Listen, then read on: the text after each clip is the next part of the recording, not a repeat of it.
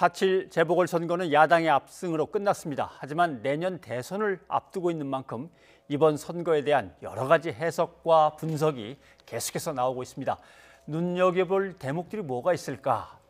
전문가인 이은영 휴먼앤데이터 소장과 얘기를 좀 나눠보도록 하겠습니다. 어서 오십시오. 네, 안녕하세요. 네. 보궐선거로는 상당히 투표율이 높았기 때문에 사람들을 선거하라고 투표장으로 불러 모은 원동력은 뭐라고 보십니까? 그러니까 아무래도 지금 많은 곳에서 분석한 결과를 보면은 역시 회초리 민심이 작동을 했다 이렇게 지금 볼 수 있을 것 같고요.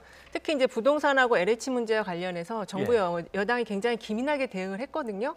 그런데 그 선거 중반에 그 김상조 정책실장의 그 보증금 관련한 문제, 이게 굉장히 서울 시민들에게는 지금 이 부동산 때문에 골머리를 썩고 있고 너무 힘든데 그게 굉장히 어떤 배신감 같은 거를 주는 그런 하나의 그러니까 심리를 건드리는 요인이 돼가지고 그래서 안 되겠다. 이번에는 그 야권의 후보들이 여러 가지 흠결이 있지만 그거에 대해서는 1년 뒤에 다시 좀 심판을 하고 이번에는 이 정부 여당을 먼저 좀 심판해야 되겠다. 이게 좀 강했던 것 같습니다.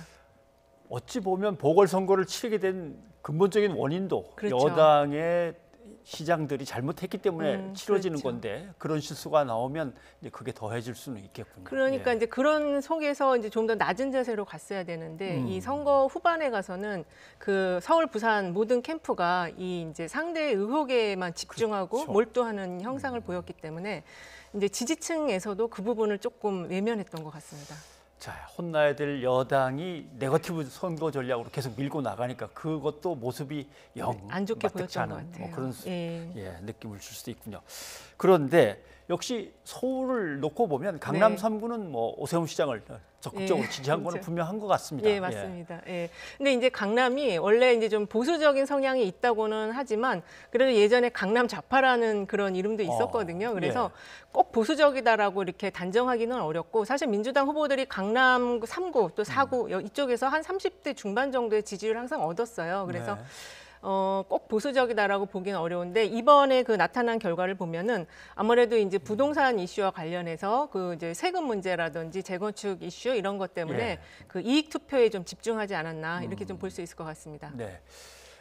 어찌 보면 뭐 강남 3구야 지난 총선 때도 그렇고 야당에서 많이 가져갔던 지역이니까 그렇다고 치는데 사실은 나머지 지역들은 그래도 여당을 지지하는 세가 강했었는데 고르게 다 후보가 50% 이상을 훌쩍 가져갔기 때문에 이거는 민주당으로서 상당히 좀 아픈 것 같습니다. 아프죠. 그리고 이게 이제 그 전에는 이게 어느 정도 그 여당에 대해서 불만을 갖고 있는지 잘 몰랐거든요. 나만 그런가 이렇게 생각할 수 있었는데 이번에 이제 결과가 나옴으로써 앞으로 이제 민주당이 그 민주당에 대한 어떤 반감의 강도가 더 세질 수도 있다는 점을 민주당이 굉장히 좀 신중하게 생각을 해야 될 것 같습니다. 10년쯤 전인가요? 오세훈, 한명숙 두 후보가 붙었을 때 보니까 한 47대 46 정도. 그랬죠. 거의 뭐 똑같았는데. 거의 0.6%포인트 차이였어요. 지금 서울에서 이 정도로 벌어져 있다는 거는 민주당으로서는 뭐 상당히 좀 아프게 생각을 해야 될 문제인 것 같습니다.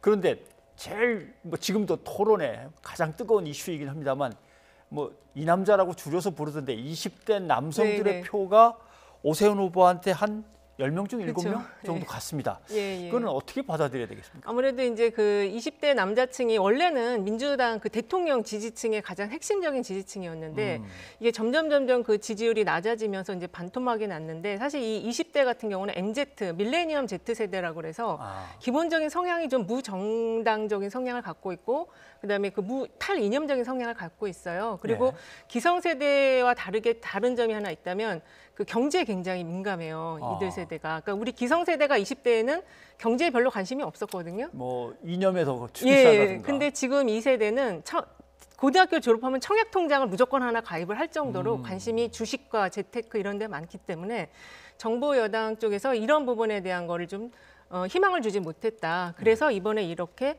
그 한쪽으로 좀 몰리는 투표를 하지 않았나 이렇게 보여집니다. 뭐 젊은 시절에 정치 이념에 빠지던 그런 세대들이 아니고 이제는 지금 여기 자기 자신한테 좀 더 집중하는 그런 모습은 분명히 있는 것 같긴 합니다. 내가 나의 삶을 행복하게 누가 해줄 것인가 이걸 되게 중요하게 보는 것 같습니다. 그럼 같은 여성들을 놓고 본다면 44%가 박영선 후보를 지지했어요. 예, 그리고 예. 또 소수 정당을 그렇죠. 지지한 쪽도 한 15% 정도 맞습니다. 되는 것 같습니다. 예. 예. 아무래도 이제 이번 선거가 아까 말씀하신 것처럼 그 민주당의 그 시장들의 어떤 젠더 이슈 때문에 발생했기 아하. 때문에 특히 서울 같은 경우는 이제 그런데도 불구하고 여성 후보가 나와서 그 20대 여성 유권자들이 선택할 그 선택지가 좀 있었던 것 같아요. 예. 그래서 아무래도 조금 더 상대적으로 높게 투표를 했고 그 제3 그러니까 군소 후보들 같은 경우도 상당히 20대들의 어떤 이해를 대변할 수 있는 후보들이 많이 나왔거든요. 네. 그래서 그쪽으로 좀 표가 분산이 된 것 같습니다. 예.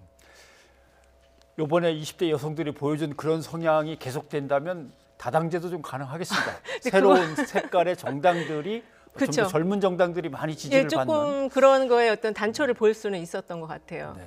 그리고 그 아까 그 재건축 이슈와 관련해서는 강남도 물론 이제 그 이익 투표를 했지만 사실 이제 오선호방이라는 게 이 단어가 있어요. 예. 50대의 서울 서부 남부권 이쪽에서도 상당히 민주당이 그쪽 지역들이 이제 뭐 관악구, 금천구, 뭐 구로구 이런 데거든요. 예. 민주당의 전통적인 텃밭이었는데 여기서도 좀 민주당 후보가 이렇게 낮은 결과를 냈던 게 그쪽에도 다 재건축 이슈들이 있거든요. 예. 그거를 그 박영선 후보도 재건축에 대해서 열심히 하겠다라고는 했지만 공공 개발을 통해서 한다는 거에 대해서 과연 우리의 이해를 다 실현시켜 줄 수 있을까 이런 거에 대해서 좀 신뢰를 못 받은 것 같습니다. 네. 사실 거기는 박영선 후보의 지역구 쪽이 있어요. 네. 예. 그렇군요. 예. 조금 얘기를 옮겨 보면 재보선에서는 국민의힘 야당이 분명히 압승을 거둔 건 확실합니다만은 네.